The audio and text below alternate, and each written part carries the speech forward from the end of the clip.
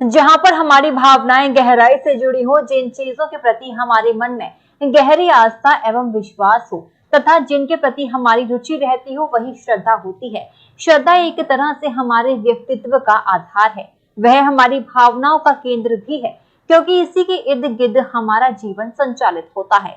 दूसरे शब्दों में कहें तो हमारी प्रवृत्ति, व्यवहार, आहार विहार हमारी श्रद्धा के अनुसार ही होते हैं। श्रद्धा किसी भी चीज के प्रति हो सकती है, यह कहना है पूर्व जिला पंचायत अध्यक्ष गणेश यादव का, जिन्होंने आजकल राजनीति छोड़कर आध्यात्मिक की ओर अपना रुख कर लिया है और वेद और पुराणों के साथ भागवत गीता का अध्ययन कर रहे हैं। देखो, मैं राजनीति या किसी पे ज्यादा ना टीका टिप्पणी करते हुए पर्सनल अपनी बात रख रहा हूँ। राजनीति कभी नहीं कहती है कि आप वेद भगवानों को पढ़ो या ना पढ़ो। इन बातों पे हमारी राजनीति, जितने भी वेद भगवान हमारे यहाँ रखे हुए हैं, इनकी हम आरती करते हैं। इनमें अमृत छिपा हुआ है। जो मणि कहते हैं, मणि ज्ञान रूपी इनमें छपी हुई है। ज्ञान रूपी मणि को धारण करना है, खोजना है, तो वेदों को पढ़ना पड़ेगा। और वेद भगवानों से ही हमको ज्ञान मिला है। वेद भगवान आपको अच्छी राह देते हैं। वेद भगवान आपको सत्ता चलाने का ज्ञान देते हैं। तो वेद भगवानों के हमेशा अनुकूल चलोगे तो हमेशा रहेंगे। निजी कार्य अपना अच्छा रखो, अपना निजी जीवन अच्छा रखो।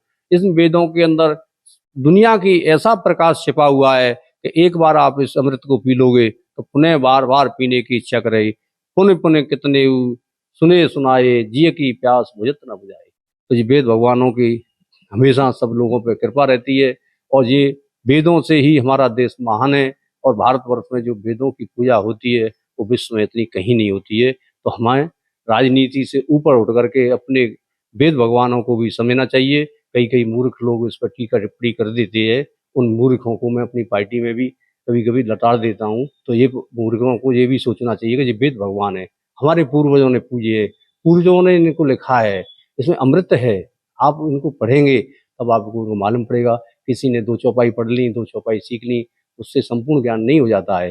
भगवान भोलेनाथ कहते हैं, बेहस बोले महेश तब ज्ञानी मूर न कोई। तो मैं ज्ञानी तो ज्ञानी हूँ, नहीं विद्या नहीं बाहुबल, नहीं खर्चन को दाम, मुँह से पत्र पंग की तुम पत राखो राम। तो आपको बहुत बहुत बधाई, शुभकामना। ज्ञानेंद्र जी आप आए, आपके चैनल सभी को मैं शुभकामना देता हूँ, बधाई देता हूँ। आपका चैनल दिन रात चौगुना बढ़े और प्रभु को आप दर्शन करा रहे हो। ये भगवान वेद भगवान है, इनके हमें दर्शन बड़े भाग्य से मिले हैं। ये हमने संचय करके रखे हैं। इनकी संध्या सुबह आरती करते हैं और मूर्ख इन पे टीका टिप्पणी कर देते हैं। बड़ा दुख होता है। हाथ जोड़ के प्रार्थना करता हूँ उन मूर्खों के लिए भी। तो तुलसीदास जी ने रामायण में मूर्खों को की वंदना की है, तो मैं मूर्खों से भी वंदना करता हूँ कि टीका टिप्पणी ना करा करें।